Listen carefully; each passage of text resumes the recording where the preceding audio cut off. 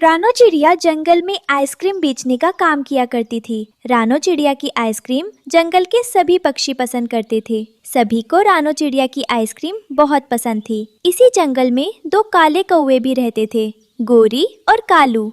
कालू जी, कब तक हम इस टूटे घोंसले में रहेंगे? आप कब घर बनाओगे?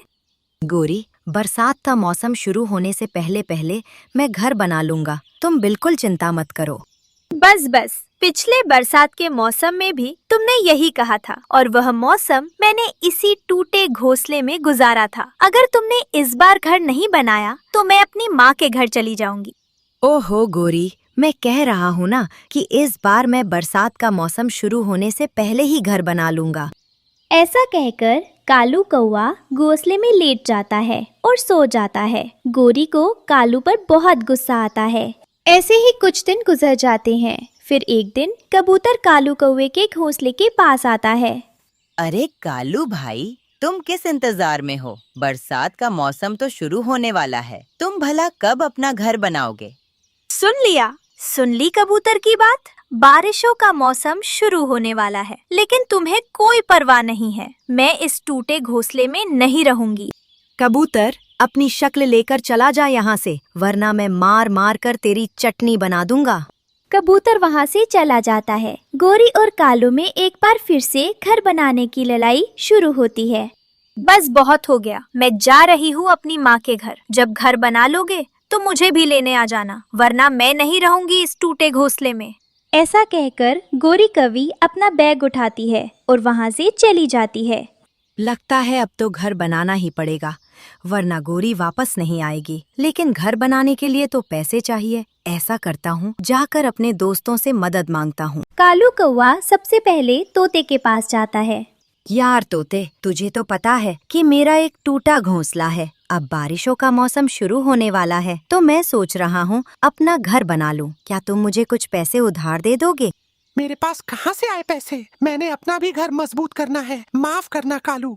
तोता कालू को पैसे देने से साफ इनकार कर देता है। तो कालू कौवा कबूतर के पास जाता है। अच्छा, तो बताओ कालू, तुम्हें कितने पैसे चाहिए? 10,000। अगर तुम मुझे 10,000 दे दो तो मेरा घर बन जाएगा आसानी से। 10,000 तो बहुत ज्यादा है कालू। मेरे पास फिलहाल ये 500 रुपए हैं। अगर लेने हैं तो यह ले लो।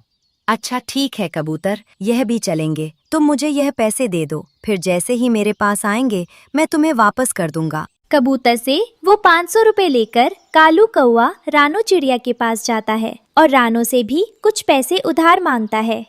कालू भैया, यह तो बहुत अच्छा सोचा आपने घर बनाने का। आजकल मेरा आइसक्रीम का काम अच्छा जा रहा है, इसलिए मेरे पास कुछ पैसे जमा हैं। ये लें, आप ये पैसे ले लें और अपना घर बनाएं। आपका बहुत बहुत धन्यवाद रानो चिड़िया। जैसे ही मेरे पास पैसे आएंगे मैं आपका उधार वापस कर दूंगा। पैसे लेकर कालू कौवा रानो चिड़िया के घर से निकल जाता है। वो पेड़ की एक डाल पर बैठ जाता है और सोचने लगता है कि घर बनाना कैसे शुरू करे। वो अभी ऐसे सोच ही रहा था कि पीछे से रानो चिड़िया आ जाती है। अरे कालू भैया, आप इतनी तेजी से मेरे घर से निकल आए, मैं आपको आवाजें देती रही। रानो बहन, मैंने आपकी आवाज नहीं सुनी, लेकिन आप मुझे क्यों बुला रही थी? मेरे दिमाग में एक बहुत ही अच्छी योजना आई है कालू भैया। आप इन पैसों से घर बनाएंगे तो फिर बाद में उधार वापस करने के पैसे आपके पास कहाँ से आएंगे? इससे अच्छा है कि आप कोई फसल तैयार करें। हाँ रानो बहन, आपकी ये योजना तो अच्छी है, लेकिन मैं किस चीज की खेती करूं जिससे मुझे मुनाफा भी खूब हो, मेरा घर भी बन जाए और मैं पक्षियों का उधार भी वापस कर दूं। जी कालू भैया, मेरे पास इसका भी हल है। आप तरबूज की खेती करें। आजकल मंडी में तरबूज के भाव बहुत अच्छे चल रहे हैं। आप चाचा छम छम की दुकान से जाकर खाद ले लें। उनके पास आपको तरबूज की बेलें भी मिल जाएंगी। उन्हीं के पास सबसे अच्छी बेलें मिलेंगी आपको, और खाद भी। रानो बहन, आपने बहुत अच्छा सुझाव दिया मुझे। मैं जाकर अभी चाचा छम छम से खाद और बेलें खरीद लेता हूँ। कालू भैया, इसके अलावा भी आपको मेरी मदद की जरूरत हो तो आप बिना झिझक मेरे से आकर मदद मांग सकते हैं। शाम होने को थी। कालू कौवा चाचा छमछम की दुकान पर जाता है और उनसे कुछ बेले और खाद खरीद लेता है। सुबह होती है तो कालू कौवा एक अच्छी जमीन देखकर वहाँ आ जाता है। कालू कौवा काम करना शुरू करता है। वह बेलों को अच्छी सी जमीन में गाड़ता है और फिर उन बेलों पर खाद डालना शुरू करता है। अगर मैं रोज समय पर आकर इनकी देखभाल करूंगा अच्छे से, तो मेरे इस खेत में जल्दी तरबूज आ जाएंगे और फिर मैं अपना सुंदर सा एक घर बनाऊंगा और पक्षियों को उनका उधार भी वापस कर दूंगा। कालू कौवा दिन रात मेहनत करता है और कुछ ही दिनों में उसके खेत में तरबूज लगना शुरू हो जाते हैं। मेरी मेहनत रंग लाई, मेरी मेहनत रंग लाई। देखो पक्षियों, मेरे खेत में तरबूज उग गए। जो भी हो, मेहनत से जो फल मिलता है उसका मजा ही कुछ और होता है। फिर कालू कौवा अपने घर से अपना ठेला लेकर आता है और अपने खेत के पास ही ठेले पर तरबूज रखकर बेचने लगता है। आहिस्ता आहिस्ता पक्षी आना शुरू होते हैं और कालू के तरबूज बिकते जा रहे थे। अभी कुछ ही समय गुजरा था और कालू की पूरी एक बेल बिक चुकी थी। रानो चिड़िया कालू कौवे के ठेले पर आती है। अरे वाह कालू भैया, आपने शुरू कर दिया काम, मुझे भी एक तरबूज दें। रानो बहन, आपने मुझे जो सलाह दी थी उसी की बदौलत ये सब हासिल कर पाया हूँ मैं। फिर कालू कौवा रानो चिड़िया का उधार वापस कर देता है और कबूतर को भी उसके पैसे वापस कर देता है। और फिर कालू कौवा गोरी को लेने चला जाता है। गोरी, चलो घर चलते हैं। मैंने हमारा घर बना लिया है। अब तुम्हें उस पेड़ की डाल पर टूटे घोंसले में नहीं रहना पड़ेगा।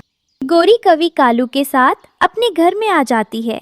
तो कैसा लगा गोरी तुम्हें हमारा घर? कालू जी, ये घर बहुत सुंदर है और बहुत बड़ा भी है। मुझे नहीं पता था कि तुम मुझसे इतना प्यार करते हो। बस गोरी, देख लो।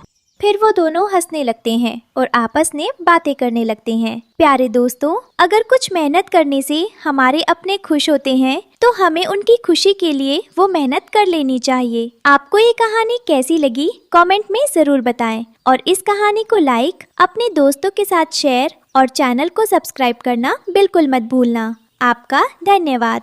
रानो चिड़िया जंगल में ठंडे ठंडे बर्फ के गोले बेचने का काम करती थी।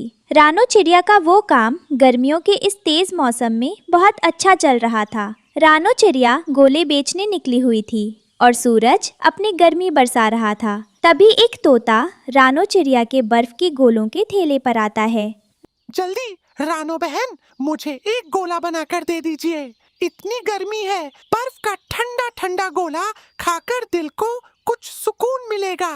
रानो चिड़िया तोते को बर्फ का गोला बनाकर देती है और तोता मजे से बर्फ का वो ठंडा ठंडा गोला खाता है। इसी जंगल में दो काले कौवे रहते थे जो रंग के साथ साथ मन के भी बहुत काले थे। गोरी कालू से कहती है, कालू जी, वह छोटी चिड़िया जंगल में बर्फ के गोले बना बना कर बेचती है। गर्मी के इस मौसम में उसे खूब मुनाफा होता होगा। हाँ गोरी, तुम्हारी बात तो ठीक है। मैं तो कुछ दिनों से सोच रहा हूँ कि उसके इस ठेले पर कब्जा कर लेते हैं। कालू जी, आपने तो मेरे मुंह की बात छीन ली। फिर देर किस बात की है, चलो चलते हैं। और हाँ, लाठी याद से उठा लेना। कालू कौवा अपनी लाठी उठाता है और दोनों कौवे रानो चिड़िया के ठेले पर पहुंच जाते हैं। रानो चिड़िया एक बड़े पेड़ के नीचे अपना ठेला लेकर खड़ी थी। लगता है आप दोनों बहुत जल्दी में हैं, लेकिन मेरे बर्फ के गोले खाकर जाइएगा ताकि आप दोनों को गर्मी न लगे। हम कोई जल्दी में नहीं है छोटी चिड़िया, बल्कि हम तो तेरे ही पास आए हैं। चल, आज से यह ठेला हमारी मलकियत है, भाग जा यहाँ से। तुम दोनों दिन दहाड़े यह क्या गुंडागर्दी कर रहे हो? मैं अपना ठेला छोड़कर नहीं जाऊंगी। यह मेरी रोज की रोजी रोटी है। मैं भला इस ठेले को छोड़कर क्यों जाऊं? लगता है तेरी अकल में एक बार में बात नहीं आती। चली जा यहाँ से, वरना हम दोनों कौवे तुझे मार मार कर जख्मी कर देंगे। उड़ने के काबिल भी नहीं बचेगी तू। कालू कौवे के पंख में लाठी देखकर रानो चिड़िया डर जाती है और वो अपने ठेले से भाग जाती है। रानो चिड़िया दूर पेड़ की डाल पर बैठे कबूतर और तोते के पास जाती है और उनसे मदद मांगती है।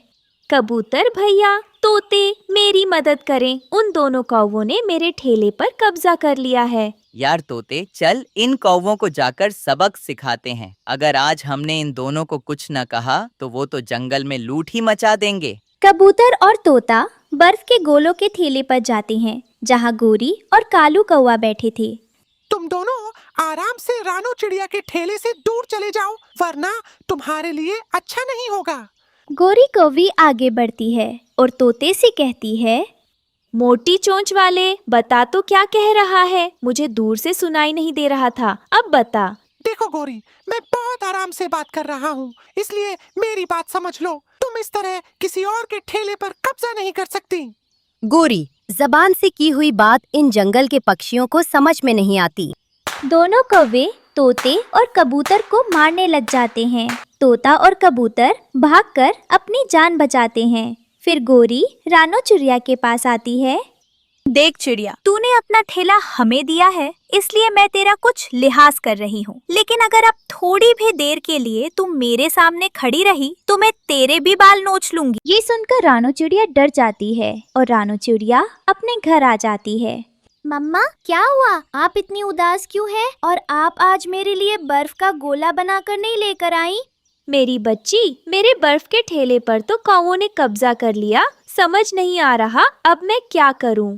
उधर दोनों कौवे रानो चिड़िया के उस ठेले से खूब पैसे कमा रहे थे। फिर एक दिन दोनों कौवे बर्फ के गोले बेचने जंगल में निकले हुए थे कि वहाँ एक भूरा कौवा और उसकी पत्नी पिंकी कौवी आ जाते हैं।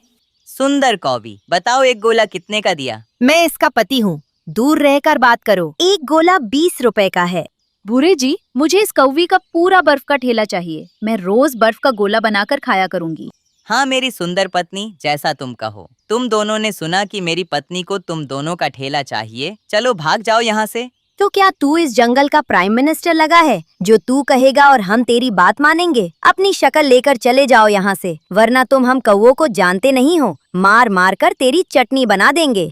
फिर तो लगता है तुम भी मुझे नहीं जानते। दोनों कौवों के दरमियान लड़ाई शुरू हो जाती है। गोरी पिंकी के और पिंकी गोरी के बालों को पकड़ लेती है। भूरे जी, इस कौवी ने मेरे सुंदर बाल बिगाड़ दिए। चले यहाँ से, इन्हें तो हम किसी और दिन देख लेंगे। भूरा और पिंकी कौवी वहाँ से चले जाते हैं। डरपोक कही के हमारा मुकाबला नहीं कर पाए तो डर कर भाग गए। कालू जी, हम इस जंगल में सबसे ज्यादा ताकतवर है, हमारा मुकाबला कोई नहीं कर सकता। दोनों कौवे जोर जोर से हंसने लग जाते हैं। फिर एक दिन रानो चिड़िया की बेटी गुड़िया गोरी कौवी के ठेले पर गोला खाने आती है। देखो कालू जी, चिड़िया की बेटी हमारे ठेले पर आई है। वैसे तो मैं एक गोला 20 रुपए का देती हूँ, लेकिन तेरी माँ ने उस दिन मुझसे बहुत बदतमीजी की थी, इसलिए मैं तुझे 30 रुपए का दूंगी। गुड़िया के साथ उसकी दोस्त चिंकी चिड़िया भी थी। आप मेरी दोस्त के सामने मेरी बेइज्जती मत करें। जितने रुपए का आप गोला सबको देती हैं, आंटी गोरी मुझे भी उतने का ही दे।